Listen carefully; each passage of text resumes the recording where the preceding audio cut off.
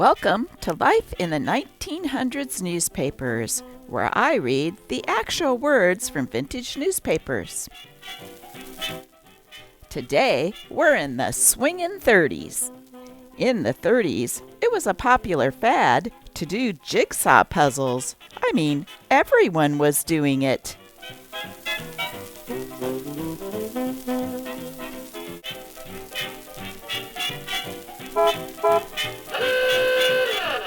Oops. Jigsaw puzzles, rats. They make 'em on purpose to drive you nutty.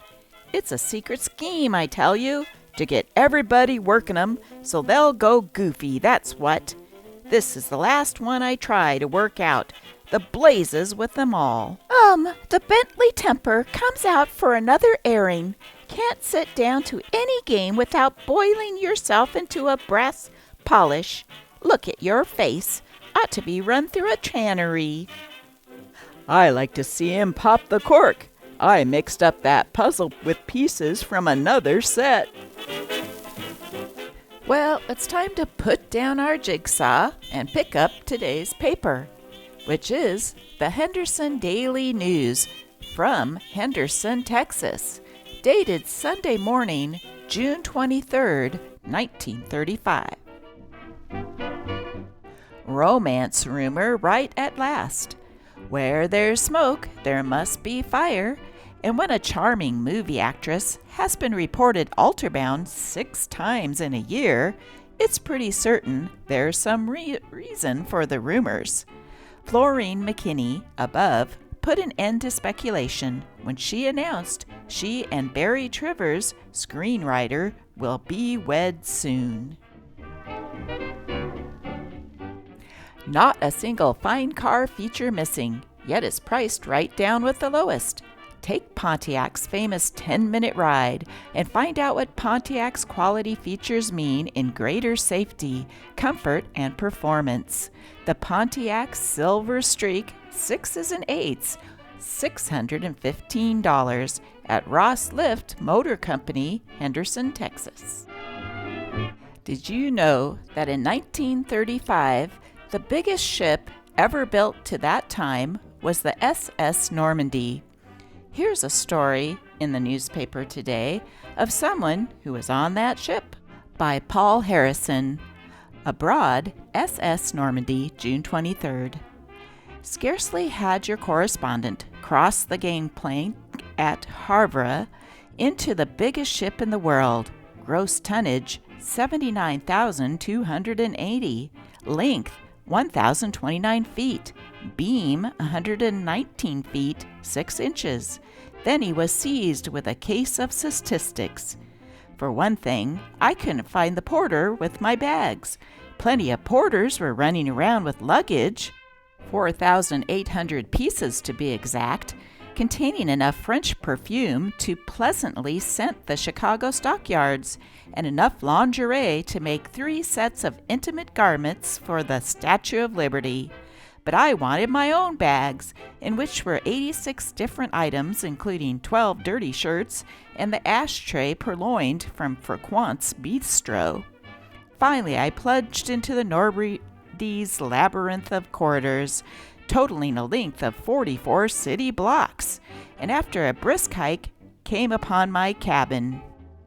Then for a stroll on the sun deck, 2 city blocks in length, to watch our departure from Havre, and to meditate on some more examples of the ship's great size. If it were upended against the Empire State Building, Al Smith would be very much surprised. If it were placed in Times and Longacre Squares, just barely in the space, Nils Grunnen would try to rent it for a nightclub.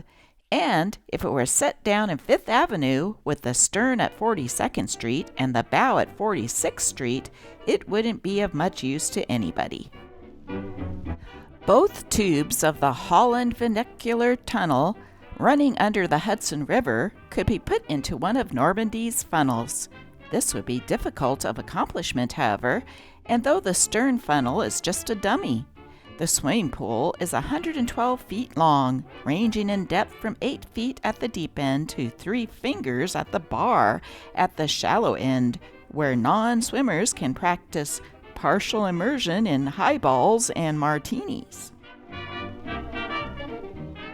There are 5,000 ashtrays on board, and the cellar, if it's not too landlubberish a term, contained 75,000 bottles of wine and 500 barrels of beer when we sailed, but the ship is a great deal lighter already. And finally, on the forward promenade deck is the winter garden, glass enclosed and full of 16 kinds of shrubbery, 6 varieties of roses, and real grass. There's a man to mow the grass. There are 41 birds, too, and probably even a dove, complete with olive branch. The passengers' 37 dogs, unfortunately, are not quartered near the garden, but are toward the stern on the sun deck. Not a water spaniel among them, but they are content with the ministrations of an old sea dog who babies them in French and stands ready in emergency to put them into their special life preservers and toss them overboard. Did you know that in 1942, the Normandy was being refitted, and unfortunately, a welding torch set fire to some flammable life vests. None of the fancy woodwork had been removed yet, so the fire spread quickly. The Normandy had been equipped with an effective fire detector system, but unfortunately, it had already been removed.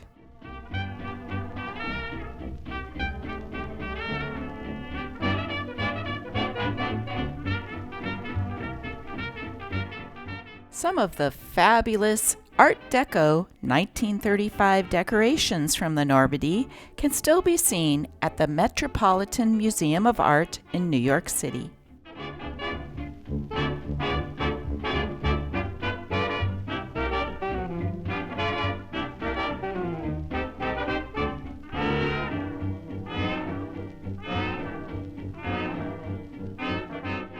Side Glances by George Clark. Never mind reading all that stuff about your family. What does it say about how I was dressed?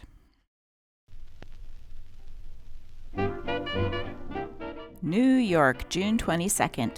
Come Tuesday night, some 70,000 persons from all parts of these United States will move on Yankee Stadium hard in the Bronx to watch Joe Louis, a Negro from Detroit, have a go at Primo Carnera, Italy's Man Mountain. Most of the pre-battle enthusiasm is due to Louis and the grandiose manner in which his prowess has been ballyhooed.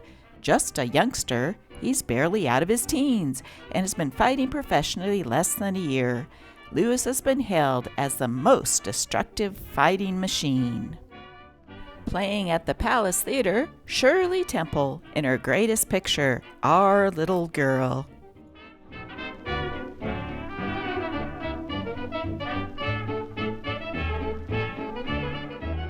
At the Strand Theater, always 5 to 15 cents, you'll laugh, then you'll scream as the world's funniest and dumbest detectives go into action, trying to solve this great murder mystery called While the Patients Slept, starring Guy Kibbe, Alan Jenkins, and Patricia Ellis. Hey, hey, pretty mama, oh, oh, pretty baby, you sure got some great big pretty legs.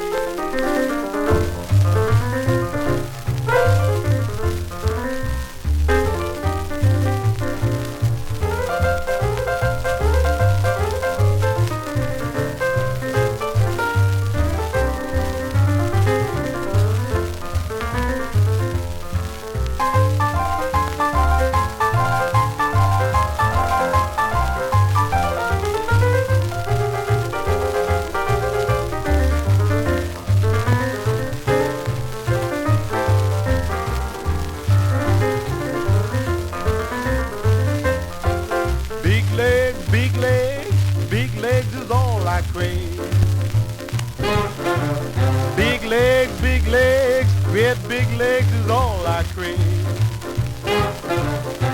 A big-legged woman can make for me her slave. I got a stove in the kitchen, cooks nice and brown. I need a big leg woman to turn my diaper down. Big legs, stacked up from the ground. Big leg mama, turn my diaper down.